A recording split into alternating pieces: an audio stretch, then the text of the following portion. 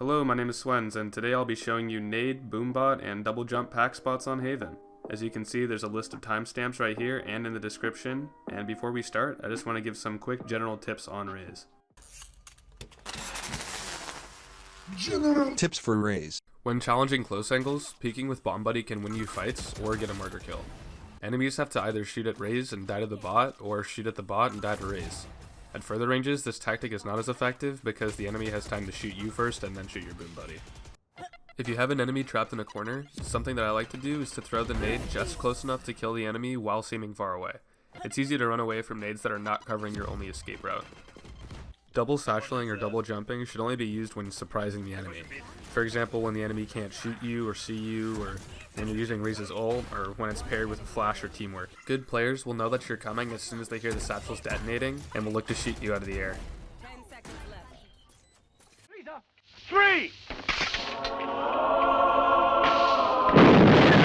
In my last video, the RAZE guide on Split, Kareem pointed out that the nade lineups were hard to memorize, so in this video, I'll keep them as simple as possible starting with A site.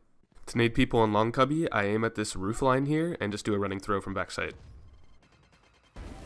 This next nade is for anybody who's pushed into A short. From backside, I'll aim at the top of the sight box and do a running backwards throw.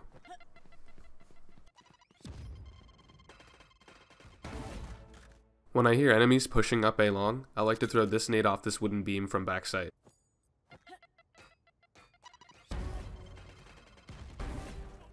This nade is situational because the enemies have to be pretty close to use it, but it can get you a free kill on a planter or anybody rotating through this area. For these next two lineups, you're going to have to keep in mind where the dirt starts right here on this metal line. When you cross it, you're going to throw while aiming at the top of this yellow line in heaven for a nade to land perfectly into the window player. Using the same metal line where the dirt pile on the left starts, you're going to do a standing still jumping throw while aiming at the X on the sight box here. This nade will cover all of backside.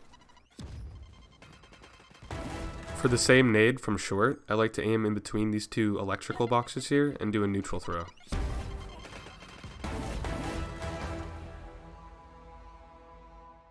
Moving on to B site here, you never really play B site as RAZE, so you're only going to be attacking with your nades most of the time, otherwise you're just going to nade window.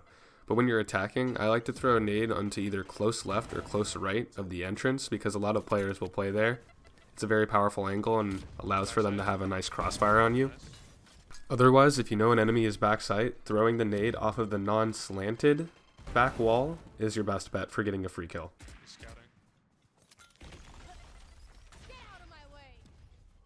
Watch out flank. Garage is your bread and butter on RAZE. This is where most of your engagements are going to be because your nades and your abilities are so powerful in such a tight space. To nade a player standing outside of the garage doors, I like to aim at this wooden beam and do a running throw. To throw the same nade from window, I stand in the doorway and aim at the bottom of this rope, then I do a running throw. This footage was taken from my live stream, so if you're interested in watching me live, be sure to check that out. To nade a player pushed into garage hiding behind this box, I'll once again stand in this doorway and window, then aim at the rope but slightly farther up to the right, then I'll do a standing throw.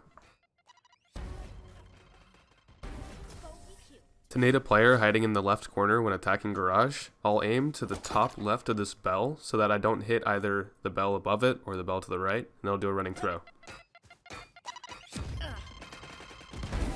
To kill a player tucked behind this right box, I'll aim at the bottom right of window and do a running throw.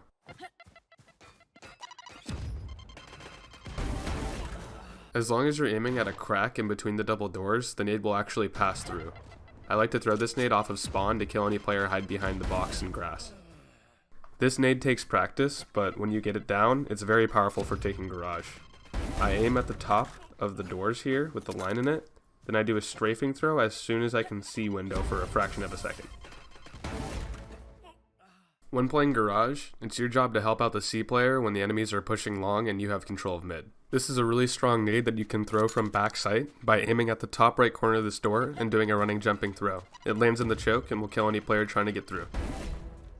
Behind this green box is a common post plant spot for people to play on C, so when retaking, I like to use this window as a point of reference of when to throw the nade, and then I'll do a running jumping throw while my crosshair is in the middle of the green boxes. When attacking C site, I like to clear out back plat a lot, so what I'll do is I'll use this line where cubby ends as a point of reference, and I'll do a running jumping throw while aiming at the platform. To nade backside, I'll aim in the middle of the boxes and use the same exact technique and lineup.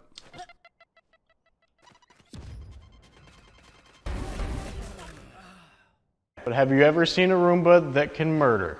This next Roomba is the one I use most commonly on this map. I think it's amazing. It single-handedly clears out everything in Garage except for window, and you can use your nade right after this in order to literally take Garage all by yourself.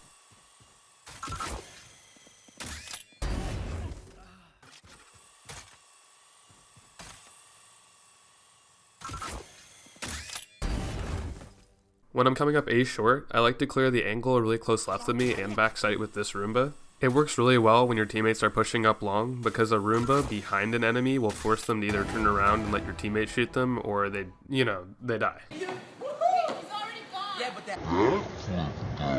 Finally, I'm going to be covering some best RAZE movement in Valorant spots that you can use. Before I continue, I just wanted to say that I have deleted all my old footage of the old triple jumps because the new patch that came out, patch 1.05, actually changed the timing with that. So this footage will be up to date. If you do not know how to double jump or double satchel, I actually have a tutorial on that with slow motion stuff. You see that little white thing in the top right? Yeah, you can click on that and check out that video. But that's only if you want to. I'm not here to tell you what to do. I'm here to teach you how to do stuff on Haven. So I'm gonna keep doing that.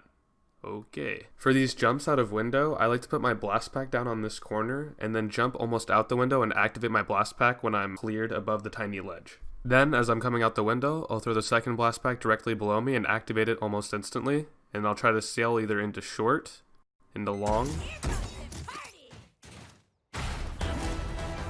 or just on the side. These next jumps will require a sage to wall you up in order to get on top of the box B. I throw my blast pack on the metal on the line below the dotted line. Then, I jump out as far as I can so that the blast pack still detonates and hits me, but that I'm almost on the ground. The second blast pack should be thrown underneath you and instantly detonated. This technique will get you the most speed and the most air distance possible. You can combine this jump with a triple jump to get on top of the box outside grass. You're trying to move up on it. Oh my god. Holy shit, right? Oh. What? This jump I invented myself, and it's really difficult, and I can't really think of a way to use it in game yet, except for when killing the planter, but eventually I will hit a clip with it, and I invite you guys to try to as well.